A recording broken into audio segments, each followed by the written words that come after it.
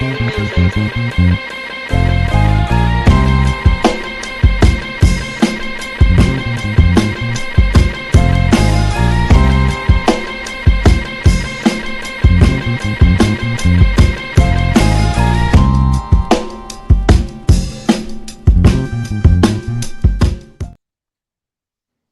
welcome to the Soul Logistics Radio Show, Monday Morning Quarterback. I'm your host, Doug Evans, the unknown icon. A few people call me Hannibal Smith. Got the minister information, the straw that stirs the drink, what the up? movie critic. Fact, Tommy, what's popping? What's going on, world?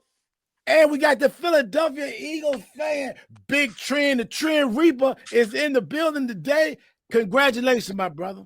What's up, man? Good morning, fellas, man. Trinn Reaper in the building. Go Eagles, man. Hey, congratulations, Super Bowl bound to the Philadelphia Eagles. QB1, the annoying Nick Sirianni, the whole squad, man. Defense, y'all killed it.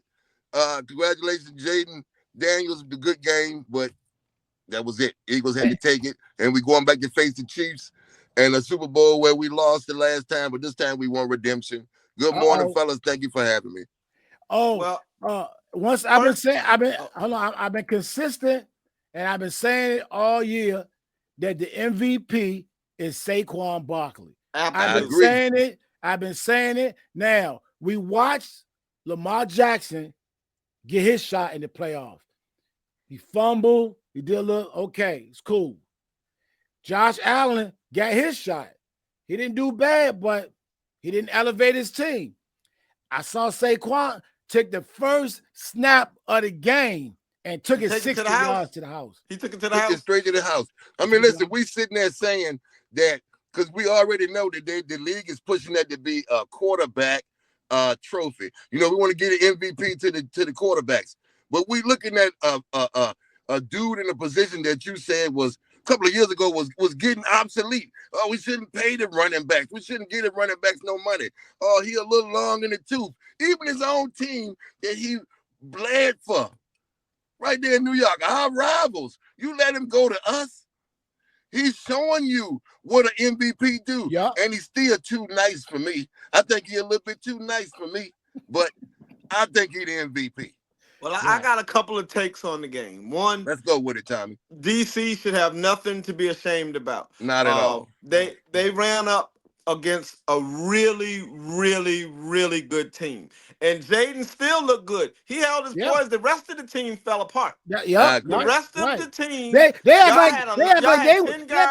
was rookies.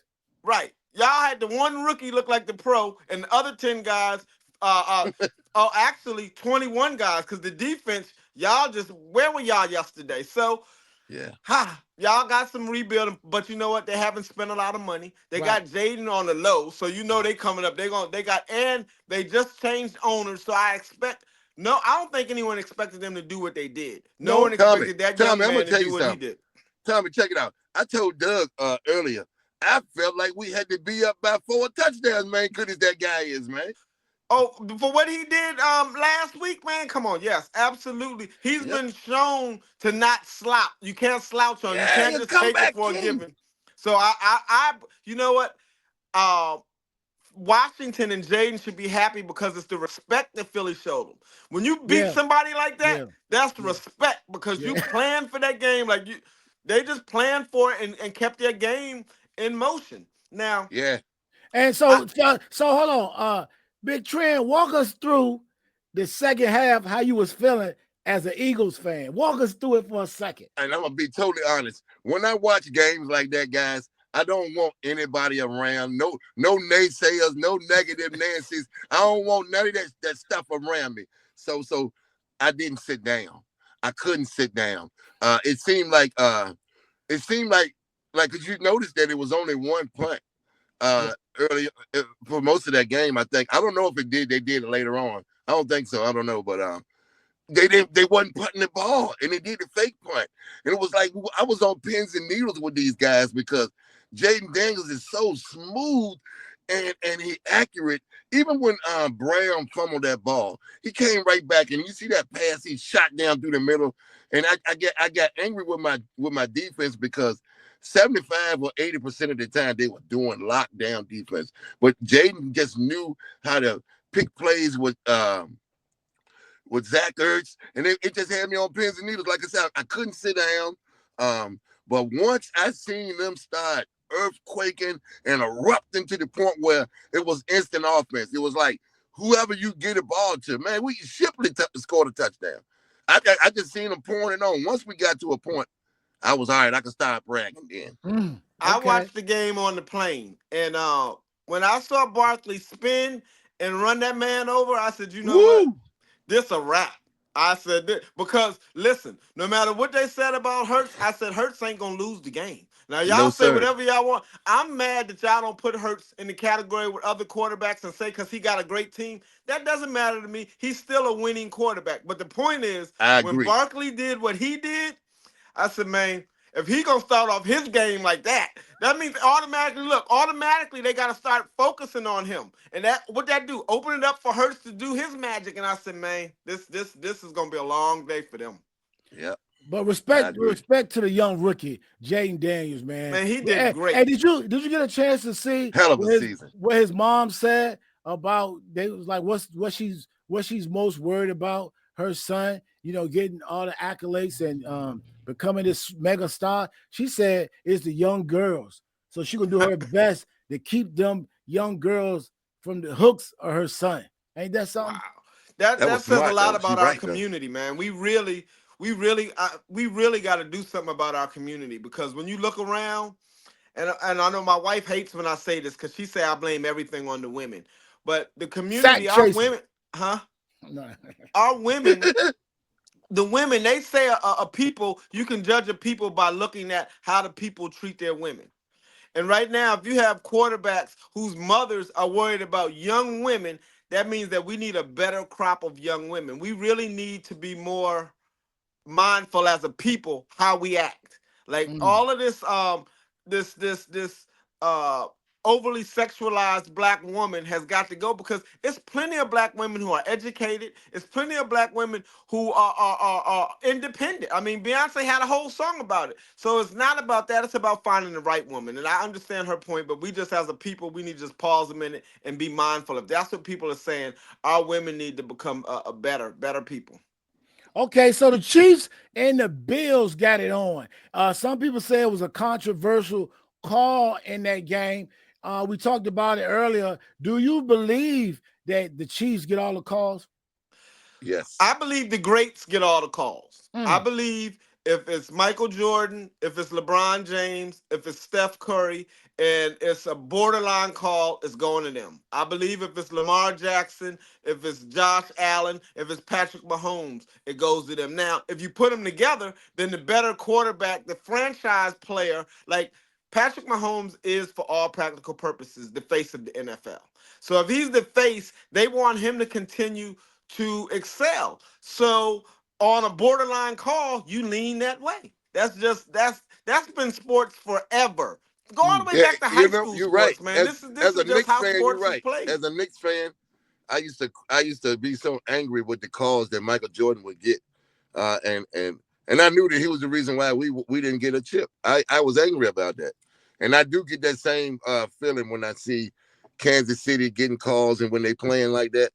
I ain't gonna say that the guy ain't an amazing quarterback and he got a Hall of Fame coach, and even that tight end, he gonna go down as one of the best tight ends. So, but still, they, even with all that, having all of that and all the success and all the notoriety, you feel like you wouldn't need that. But that's the part that I think that angers fans. And I saw a thing on YouTube that said that they're 8-0 with the ref who refereed the game yesterday, and all the controversy, What's that ref's name? We need him. We need him out of there. I would. They got a whole. They break it down on YouTube. I watched this YouTube yesterday, and I was like, wow. And they were all. And then that dude. That's the same dude that said that was a catch in the end of the game. Now, I thought it was not a catch. But if they're gonna call it a catch, according to the rule, the tie go to the offense. Right. My sister said it wasn't a tie. She said, it wasn't a tie, that the offense didn't catch the ball. So But what I did want to point out is, look, what we're seeing, to me, when I look at the Eagles, that's an elite team. When I look at the Kansas City, that's an elite team. And as much of a Steelers fan as I am, we're not an elite team. We at best we were going to make it to the championship, and we weren't gonna make it out. We weren't gonna make it out of there. Why you say that? Because when I watch Kansas City, I watch their coach use every teammate he could possibly. He uses his team to the fullest. When I mean to the fullest, here comes Juju Smith-Schuster right now. We used to have him, remind you of that. Juju Smith-Schuster running. He uses even the third down for the game. Most coaches would have ran the ball to try to run the clock out. No, we ain't playing that game. Boom, threw it to a guy who ain't caught a pass. I don't know when. I feel like the Steelers, we don't do that. That's what I mean by an elite team. And the thing about Kansas City, when they walk off the field, you feel like they use every bullet in the chamber. Yeah, they left everything out there. I feel like when we lose, we still have 2 clips. But see, that an elite team gets all the players involved and calls all the right plays. That's what makes you an elite team. That's coaching. You got everything. You got you got to have the players and the coach ticking together. That's coaching, because we got the players. You had a Super Bowl winning quarterback, and behind him, you got a young, like a Lamar Jackson that can run. Do you see all these elements that you got? You got Warren who can run. You got Najee that's the bruising back. You got George Pickens, a freak of nature like Randy Moss. You got. So you saying the only elite position we missing is the coach? And you going 3 and out. These guys. Oh, that's a good question, Tommy. You hear that, Doug? What? I said, you saying, so, because an elite team is everybody. It's including the coach. So the only elite position that we need to fill is the coach. I'm telling you. So you want Deion Sanders? I've been saying that for 5 years. Do you know? I'm gonna get back on what's going on now. I'm gonna leave you at this with us. Do you know in 5 playoff games straight, we haven't scored 1 point in the first quarter? No matter who was the quarterback, no matter who was the coordinator, no matter who was the running back, who was that on? Man, now when you put it like that, that makes some brother go, like Arsenio used to go. So that's what I mean. Y'all such a run first team. But no, see, you know what? But look what y'all was dinosaurs. Doing. We are playing like dinosaurs. We have literally. I can call the plays right now. If you put us in the Super Bowl tomorrow, I can send you the plays we're gonna run. But look at Philly. But look at Philly. See, I don't just watch Sports Center. I watch the game, and I watched Philly when they was like, all they're gonna do is run. Philly come out passing. Boop, boop, boop, boop, boop. They switch it up. They switch the game plan. They do their homework. They don't come out there and just say, we're gonna run and run and run. It don't work. You know what I'm saying? They run to set up the pass, or they pass to set up the run. Yeah. I always feel like Philly is setting you up for something. And Kansas City, when they do these plays, something else is coming. You know what I mean? Oh, my God. The coaches do have more trickery. Even the coach of Detroit. I think our coach is playing old school football. The game has left him behind. That's what I really believe. The game has gotten much faster. The play calling has gotten to be, people used to, I would say, I'm just throwing a number out there, but I would say if the game used to be like 11 plays, it's now like 30. You getting tight ends involved. You're involving a whole bunch of players that back in the day, it was receivers and running backs. We throwing the ball. They hiking the ball and having other players throw the ball. Like, not even the quarterback. You see those plays? Like, we're seeing them do things that we've never seen. Like, you can't just go out and play your position. Right. You have to be able to do more. Do you see how everybody's going for 4th down? Like, it's a whole new thing. Right. Hey, who got the hurt center? Who has the hurt center? I think Philly. We had a couple of them yesterday. No, the center, y'all didn't start with y'all starting center, right? Nope. Right, and they were saying, because dude played center in college, and he just said, yo, I can do it. And they said he came in, and he moved over, and he... Landon Dickinson.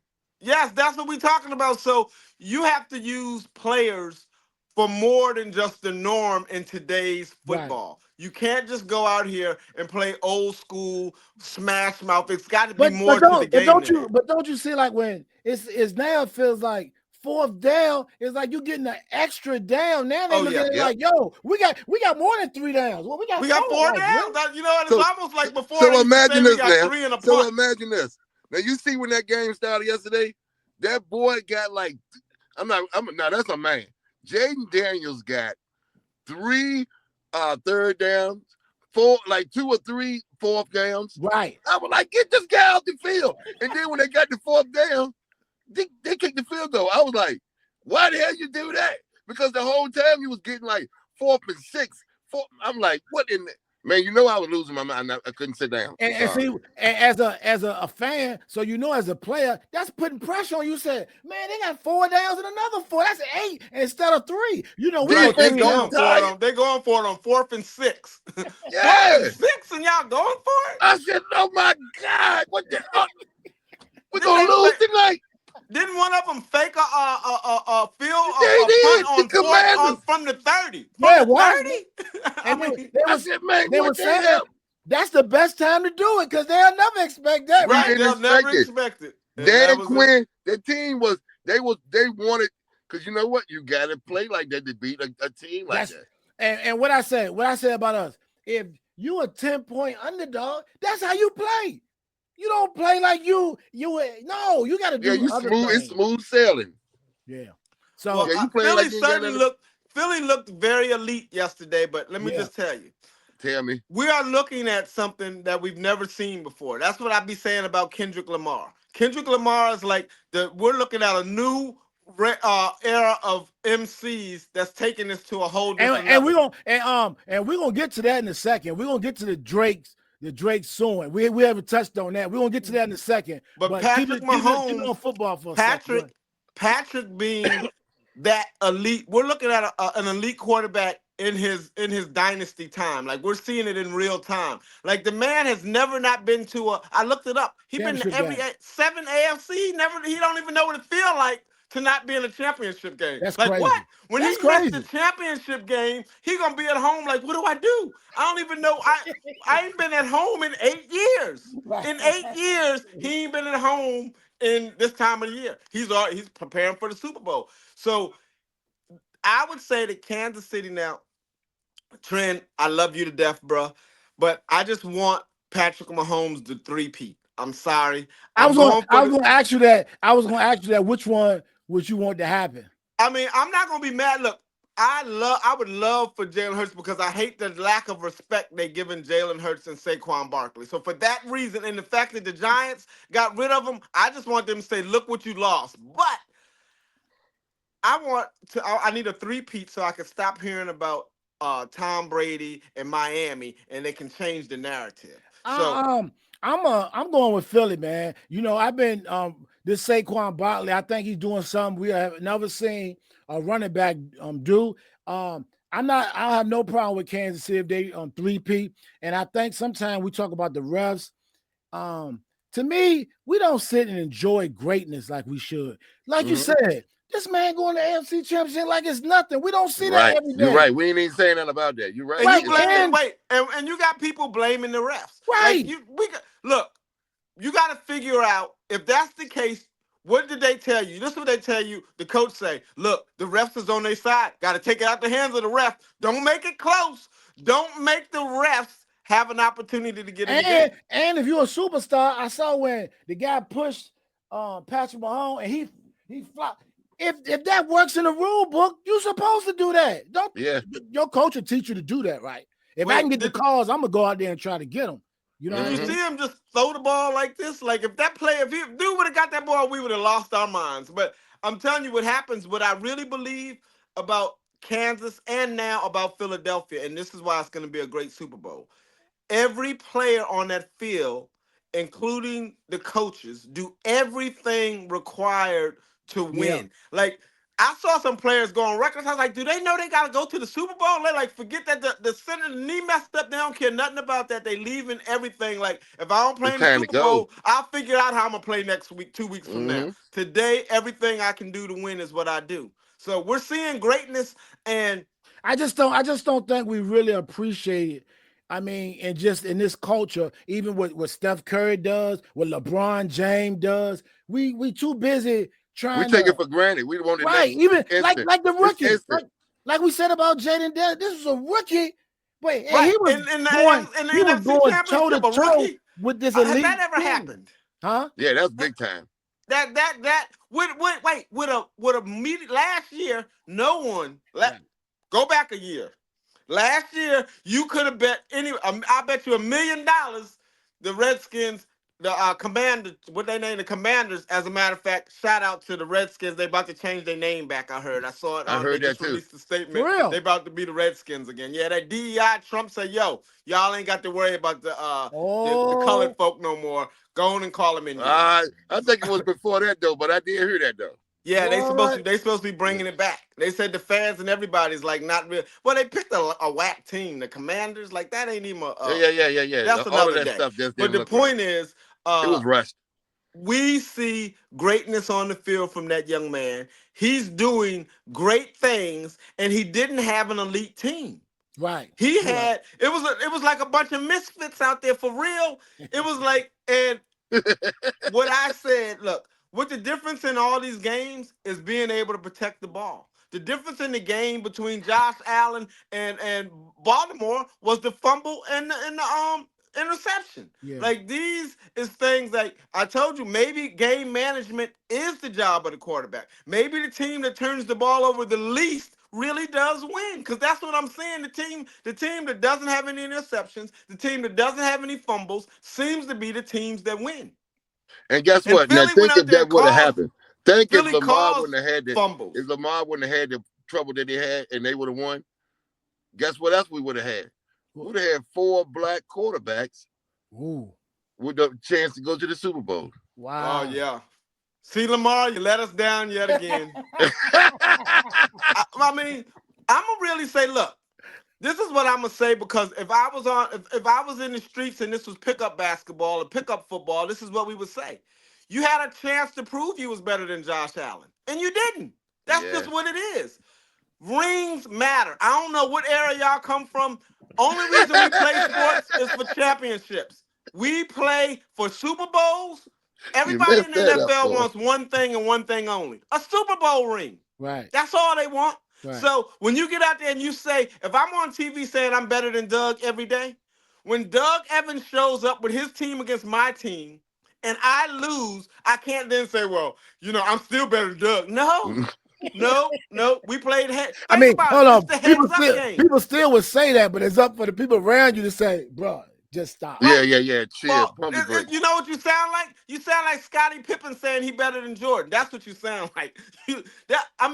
Lamar has proven, listen, he has proven to not be that dude to me. Because everything we said, how come Jaden didn't have those? Like, let's look at Jaden then. Well, the one problem, though, is I believe they got the toughest side over there, buddy. Like, I think any side over there, if the Buffalo could come to the NFC, they'd have a better chance. Yeah. If Baltimore could come over here, they'd have a better chance at the Super Bowl. But you still had to play them in the Super Bowl, though. Right, but again, we don't get that. I don't count any of that, because you're in the division you in and you play the teams you play. Right. Like when they used to say the West was better than the East, then they said the East was better. It don't matter. You in a division. If you great, figure it out. So Trinn Reaper, how do you think you're gonna plan to dissect this monster of Patty Mahomes and the crew and Taylor Swift? Now they got Kate Clark. She's up there too. They had a nice good old boy party up there. How y'all gonna take that giant down? This is when you get the real Grim Reaper. You add a little bit of the seasoning of a QB that's been there before, that's tasted the blood in his mouth and had defeat. And then you add a hungry quarterback that's never been here, and he wants it for his team and his family and his home state. And then you take a defense that's gritty, a defensive coordinator like Vic Fangio. You take a annoying coach like Nick Sirianni, and you mix it all up with A.J. Brown and his inspirational books and the Slim Reaper and the corners that we have, the rookies, the guys. Man, listen, we got the recipe that if we put it together, like Tommy said earlier, with the elite form that we played against the Commanders. I know we got sometimes an up and down game, and you play the game the way the game is played. You know, every game is not going to be the same. We're not going to go in there and play the Super Bowl the way we played the Commanders. It's not going to be the way we played the Rams. It's not going to be the way we played Green Bay. But it's going to be uniform and to the point where, like, you got people that's been in there and veterans that's been in there like Brandon Graham, even though he's out. They done tasted this stuff, man. They know what to tell these guys when it's time to put it all out there, man. Shout out to Zach Bond. Shout out to players like Burke, man, that really showed up and punched them balls out yesterday. You got to continue to do stuff like that against a team like the Chiefs. Doug said it earlier. They leave everything out there. So when you know you're playing a team like that, what you going to do? You got to leave it out there too. We made zero, and I'm going to say this again, 0 turnovers, but 10 takeaways in the last 3 games in the playoffs. Wow. Keep adding to that. Wow, that's crazy. Well, they ain't talking about that. Keep adding to that. Keep keeping the fighting spirit. Keep Gilly in the background blowing the whistle. Keep everything we've been doing with a positive note and stay in the hunt. I almost did this episode in the woods, but the sound was horrible because we in the hunt, man. We still in the hunt. That NFC Championship, that ain't what we want. We tasted that. We want the ring. I want to see Jaden cry. I want to see Jalen Hurts cry. This is what y'all key to victory is. I think offensively, I really believe that y'all are equally matched. I believe that Barkley makes up for the Patrick Mahomes factor. Me too. The thing that's going to decide whether y'all win or not is the defense. If the defense can bully their line and because Patrick don't see pressure like it. Man, he does not. And when you blitz him, he abuses you.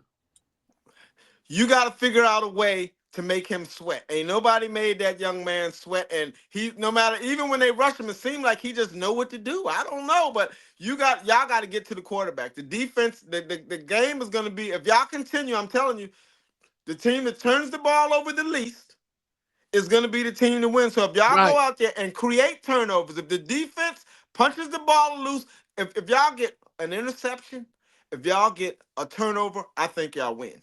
I think it's going to be a close game. So I got to feel it. I got to feel it. So for the record, I got to feel it. For the record, I'm going with Patrick Mahomes because my students told me never get bet against Mahomes, and I want him to three-peat. So I'm going. I'd like to see a three-peat in football. So I'm going for the three-peat. So this is the season finale of Monday Morning Quarterback. This is, NFL. This is about over with. So Monday Morning Quarterback. So we got to get to some hip hop. Hold tight. The real hip hop is over. The real hip hop is over. The real hip hop is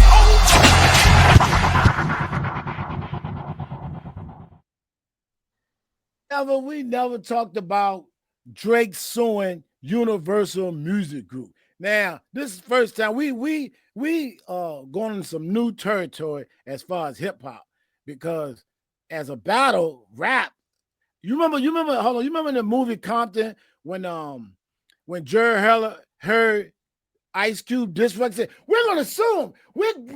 That's what Eazy said. It's rap battle. You can't sue nobody in rap. Right. If he did that in the 80s, in 1989, that would not have went well. We're gonna sue him for defamation. Right. But it's funny that even back then, Eazy-E you just can't go around suing people for a rap battle. You know what I mean? Hip hop is not like that. What do you think about that, Fat Tommy? Well, first, it's a couple of things in the suit that I think are important to mention. It's not just the defamation. It's the fact that Universal used bots. I think now the real thing we need to really be looking at, I've been saying it forever, them 50 million streams that Beyonce getting, all that, we now know that it ain't real. But hold on. Those same bots helped him. Right, that's what I'm saying. Right. He's complaining. He was the beneficiary of the bots because no way he was getting 100 million. Like he got 1 billion streams. So we know, and the reason he knows is because Right. he used them, and that's why he gonna go in court and say, "I know they used them because I used to use them." So that's whack to me. Number one. The second whack thing is unless it's got some truth, I'm not suing you if you call me a pedophile unless it's real. Like Right. unless if it ain't real, then it ain't nothing. It's just a line on a song. But if it's got some truth, that's when you get nervous. People don't sue for fake stuff. People sue when you start saying stuff that's really real and you don't want people digging. So I think that hip hop is should not even. Well, first you got to also remember that I told you Drake wasn't hip hop. Drake is I never believed he was hip hop. I thought he was more hip hop. I thought that he was like an R&B blend. That he was not one that I would consider. When people claim he was the greatest, I didn't even think he should be in the conversation. I really didn't. I didn't believe it then. I don't believe it now. So him taking that step, that's what a pop artist would do. So he's right in line with his brand. He's on brand. What do you think, Big Trinn, being an MC? First of all, have you ever had to write a battle rap against somebody, Big Trinn? You ever did that? No, I never did. I think, you know what?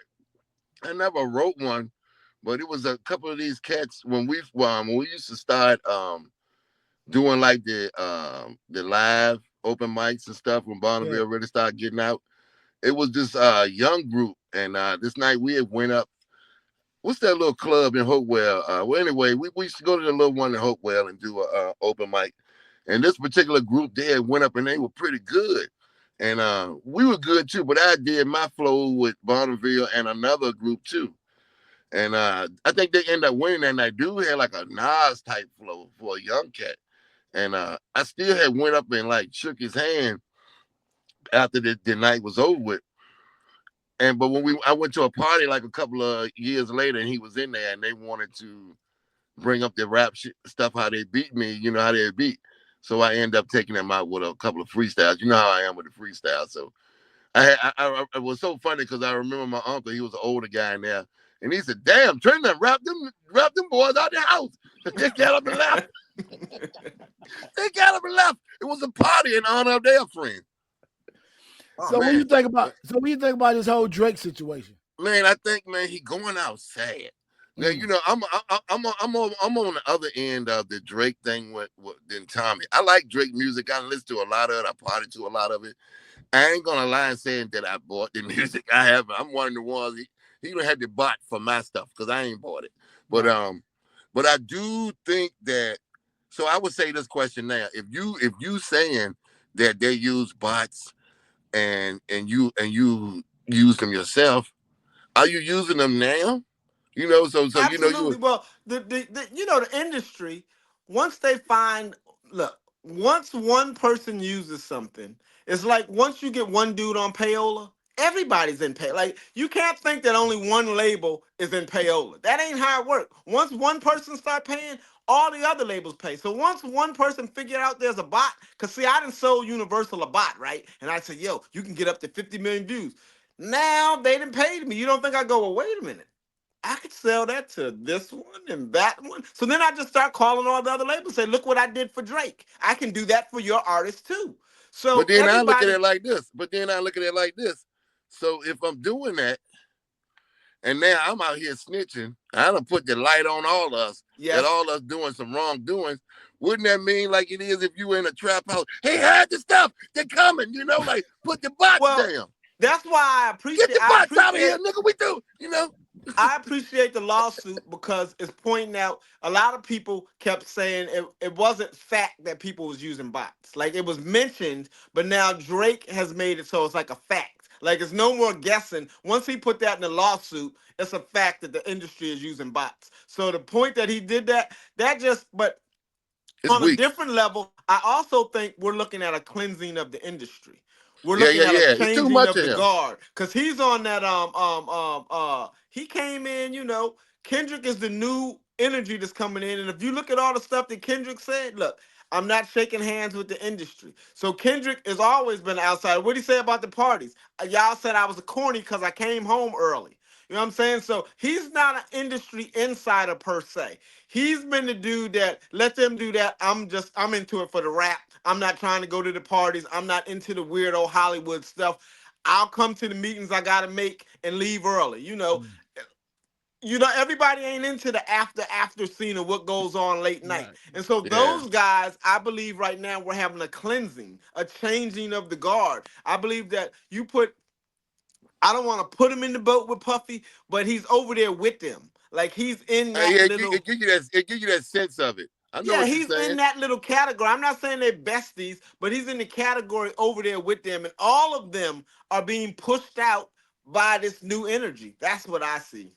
And as far as the dissing and the and suing for what you're saying, this hip hop, man, you're allowed to say whatever. When you're battling, you just take that on the chin. He said you was a pedophile. You come back and say so. You said he was a wife beater. Right. So let's But get you know what? What he's saying is this, and I'm not defending Drake. I'm just want the facts to be out there. What he's saying is that Universal knew that he wasn't a pedophile. He's saying they knew I wasn't a pedophile, but they still put bots on the song to destroy my image. Is what he's mad about. He's saying because now he can't recoup and he can't bargain for the money that he wants. And what he really trying to sue for is he doesn't want Kendrick to perform that song at the Super Bowl. That's really what this is about. He don't want the largest audience in the world. I mean, hey. Right. He don't want the largest audience in the world to hear him called a pedophile on national TV at the most watched sporting event ever. I can see that, but if you make great songs like you supposed to, then it's just a moment in time. He just got the best of you. Now you go back and with me. I don't even think Kendrick would even say that line at the Super Bowl.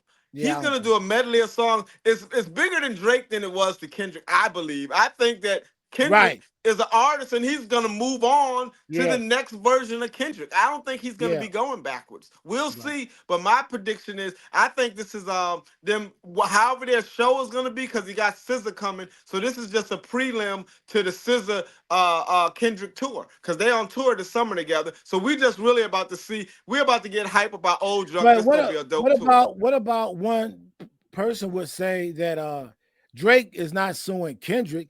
He's suing Universal. So if he can get that bag, there's another bag he can get. Why not? Let me tell you this. I ain't mad at that, but it kind of fucked you up. I'm 60 years old, and in our lifetime, and then I did a little studying about history. Just show me whenever the artist beats the machine. Damn, Prince tried it and he couldn't do it. Right. They took his name. He became a symbol. Okay. Yeah. They took his name when he tried it. Okay. And Drake is nowhere near as powerful as Prince was. So it never ends well for those dudes. It doesn't. Like that's really a crybaby who takes their ball at the end of the game because they didn't win. You got the basketball, and now they didn't pick you to play, so you taking the ball like, okay, well, if I ain't running, I'm taking my ball and go home. Right. And he taking his bots and go home. And it's whack. It's really whack that he's doing that. It's really in the course of hip hop. This is the wackest move ever. It's only what you're doing is solidifying that Kendrick is one of the greatest of all time. And on that note, there's one thing I want to mention, because we keep having this, and I know a few weeks ago, Doug said that, it's an argument for LL. And what I'm trying to wrap my head around really is, if we say it's anybody except for KRS-One, how do we justify it? Because he never stopped rapping. He never stopped touring. He never changed his image for anything. He didn't even change his career field. He didn't become an actor. He never was caught selling drugs. He never did anything negative in the community. He's been nothing but the walking incarnation of hip hop since he started. So but he never was the superstar.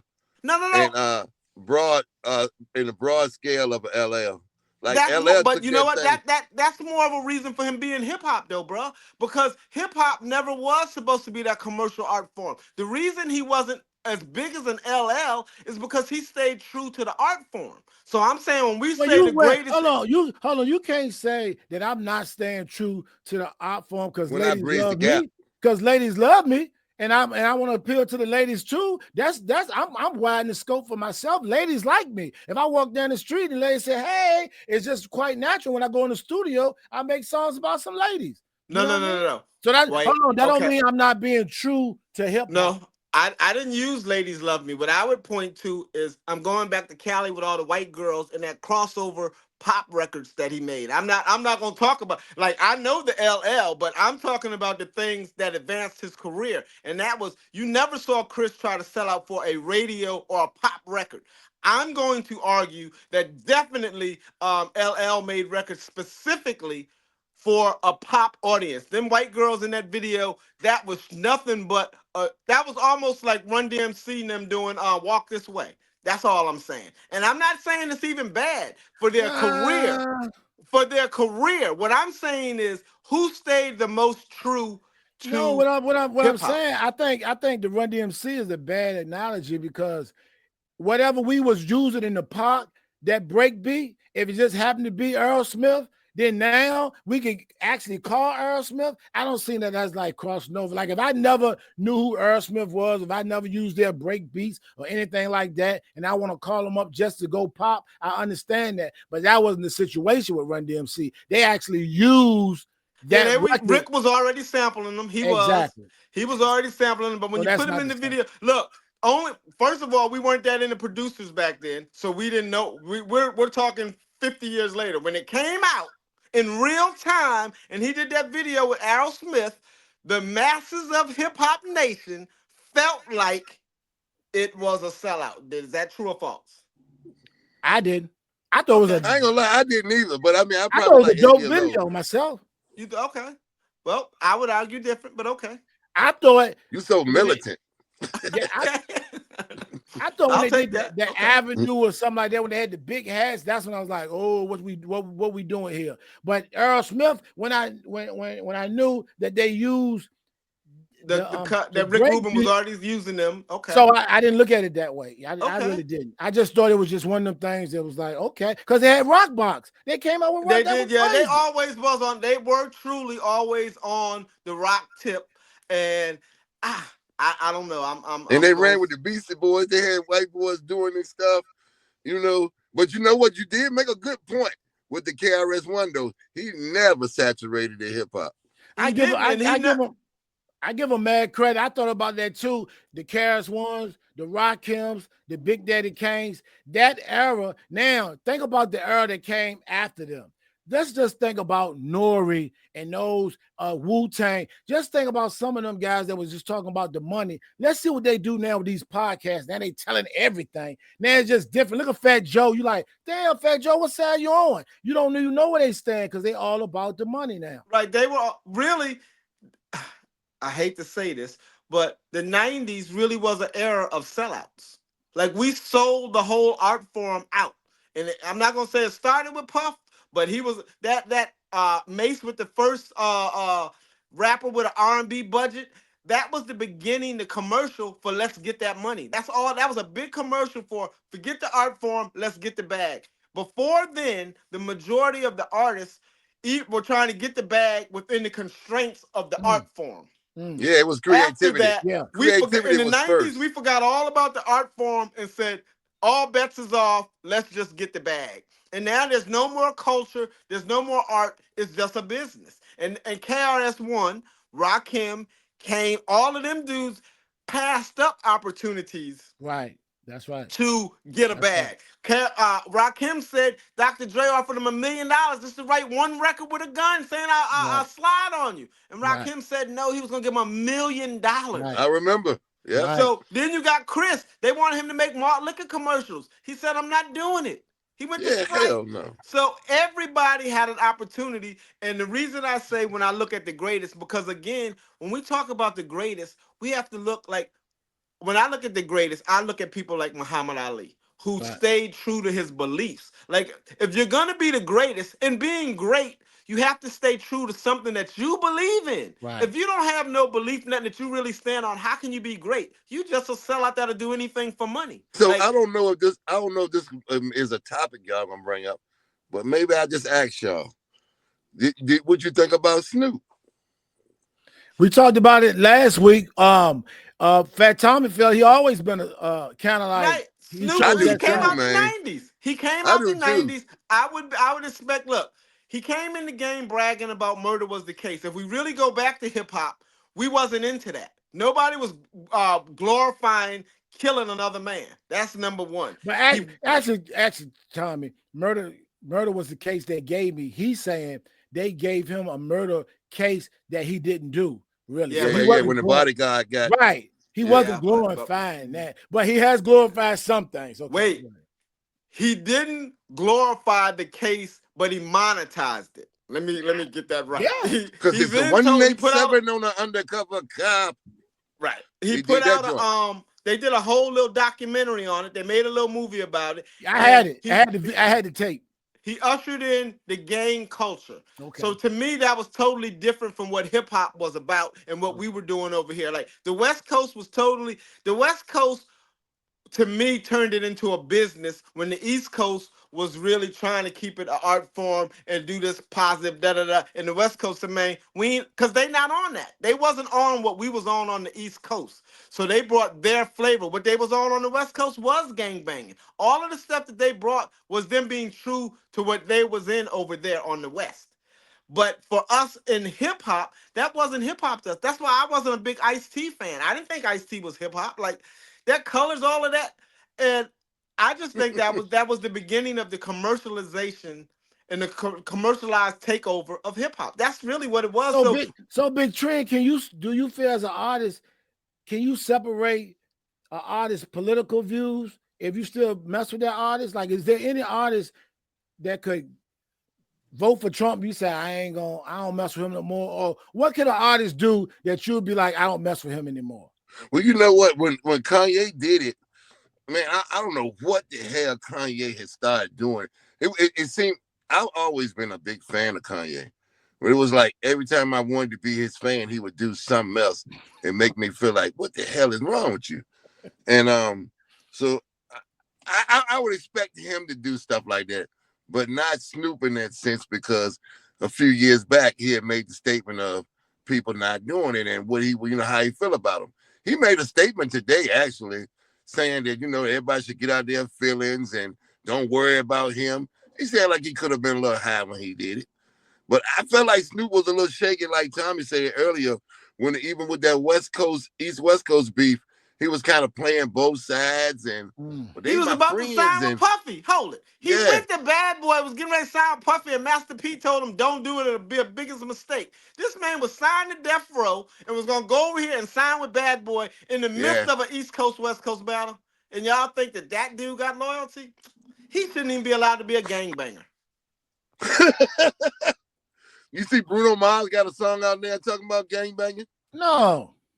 Yeah, Bruno Mars got a song out with none other than Sexy Red, and they blown it up all over the social media. Bruno and saying Mars some of the most outlandish stuff as Sexy Red would do. And the first thing he said is that the so-and-so so good, it made me throw up gang signs. Wow. I mean, some people just gonna do anything what it is well, to take. Let me answer your question, Doug. Just because Doug asked a very specific question, and I would say to Doug, if you told me today that you voted for Donald Trump, I wouldn't stop being your friend. Right. I mean, we grown. I will ask you why, and if you give me a we're gonna debate about it, and we're gonna agree to disagree. And so I put Snoop in the same category. Like he's not even my friend, and he's not like that's like saying I could look at some people that I would expect that from, and he's one of them. So I wouldn't. I'm not. But now, if Doug did it, that would surprise me. Now I got to see if I missed something. I have to go sit down and have a conversation with Doug and go, Doug, you voted for Trump. You know what? Explain. Because you don't even vote, Doug. Like last time I talked, you said the political system don't work. And now you vote and explain. And then not only are you voting, but you going and supporting the man publicly. And I just need to understand. But we still homies. Bro, you got to do always. You have to do what's right for you and what you think is best for you. Maybe the man made you an offer you can't, refuse. I don't know. But that's not a reason. $1.5 million. That ain't enough. Say what? $1.5 million. $1.5 million. What about? Nah, I wouldn't have did it for that. That's what he gave him to do it. Nah, that ain't. Soldier I don't think it Boy, had Rick anything. Ross. I don't Man, think you it had don't quote anything me, to do but with that's what I money. heard. I don't think it had anything to do with money. But it's like this, man. If Fat Tommy was to tell me he was getting $1.5 million to do it, I wouldn't trip either. I was like, you got one just to do 3 songs? That's a good lick. You know what I'm saying? And I just think, but to me, it's when rich people does things. See, like me getting 1.5, that's life changing. Snoop getting 1.5 is right. We understand. Yeah. He smoked that last year. When you see people like Stephen A, Snoop, and when you see rich people do stuff, but the thing about it, I want to stay rich. So I understand. Yeah, you don't want to count your pocket. Now, what happens is this. This is what it has proven to be true. It has proven to us that they are in control of our money, even when that's why none of them are really rich. See, Kanye wasn't really a billionaire because if he was, he couldn't go to sleep and wake up with $300 million. That ain't how that worked. If I'm a billionaire, in my mind, I got $1 billion in the shed behind my house. Unless the shed catch on fire, I'm still a billionaire. Yeah. What's the point of being rich if I'm not free?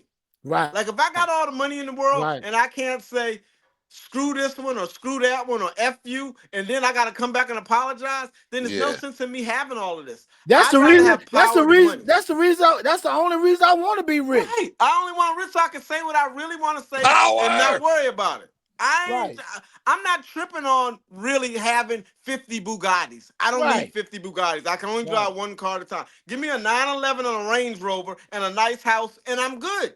I don't need all the other stuff. So now you freed me to say I can tell all of America this is how I really feel. Because you see how Elon Musk, whatever the symbol he did. Elon is free. You see how rich and free he is? Yeah. That man went up there and did it 3 times. Yep. And the Jewish community stand up because y'all called Kanye out. Y'all called Kyrie out for a whack tweet. Y'all made Nick Cannon apologize. And Elon Musk, at the inauguration of the president, gave us 3 German salutes. The most anti-Semitic thing a person could do. And y'all ain't said nothing. I hear cricket. But I don't understand. Why do we always gotta apologize and hold press conference? We don't. Right. What they tell us is, Kyrie, if you want the rest of your money, get out there and apologize. But why can't he get a lawyer and say, listen, freedom of speech and do all the other? Because all the best lawyers are Jewish. Bingo. If they're controlling the economy, right? They are clearly controlling their economy. By theirs, I mean Kanye. Kanye must get his money.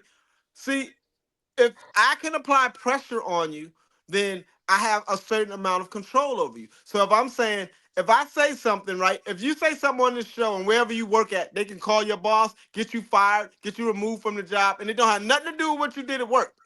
You just was over here on this podcast talking to me. And then somebody called the boss and say, well, you need to go on the podcast tomorrow and say you're sorry. I got to let you go. And then you've been there 29 years. You about to retire tomorrow. You're going to lose your retirement. You'll be right on the podcast talking about, man, I'm sorry. And that's the level of control. Elon Musk, they don't have that. If they had that, they would apply pressure. What they're scared of is, before Donald Trump won the presidency, Elon Musk was saying that they weren't even the real Jews. He was saying that his sources are saying that the black man is the real Jew. So the number one thing they didn't want him to do is first say he need to apologize. Then he go, not only am I not apologizing, I'm about to tweet and put on Instagram all day long that y'all is fake. Now what? Because now he has media outlets that he can go to. See, we don't have that. That's why them talking about Target and us doing all that. Where are we going to go? If we don't go to Target, we don't go to Lowe's, we don't go to Walmart, we don't go to Sam's, where are we going to go? Unless look, when they stopped TikTok, did all of us run over there to Isaac Hayes' son fan base? Did we all run over there? Did black people flood I just got on it. I just got on it.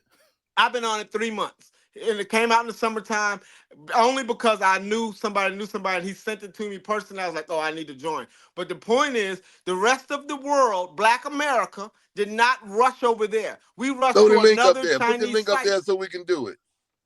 Huh? Throw the link up there. Okay, yep. Put the fan base link up there so they can join. But the point is, we don't have a place to go. And when we do, we don't go there.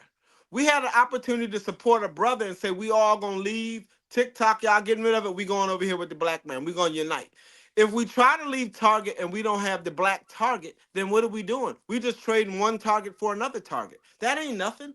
I'm not doing that. I'm not even changing shop. And I told y'all, I stopped the NFL and everybody else went back. I'm not doing none of that no more because we don't have our own. Until we have our own, when we can say, okay, I'm not going to Target, I'm going to Doug Evans' store. And we got Doug Evans all over the United States. Then we can make a difference. If not, what are we talking about? We're not willing to do the work and come together. And we are proving that we won't even come together when it don't cost nothing. It don't cost nothing to join fan base. All we had to do was run over there and join, and we didn't. We didn't do that. The simple thing of clicking a button, we didn't show unity in that. When Dame Dash started his thing, it didn't cost nothing. We didn't run over there and support Dame. We want to be on the plantation. We love the plantation. What they say? Where's a better plantation than America? We not leaving. Look, we're not going nowhere. We're not leaving. We're not gonna fight. Just going to work every day, shop at Target, shop at Lowe's. I didn't seen this before. I've been here 60 years. All right, man. Hey, any last words y'all got, man? Go Philly. Join fan base and join fan base and see y'all when I see y'all, man. Peace, yo. Peace. You. Season finale, man. We out. Peace.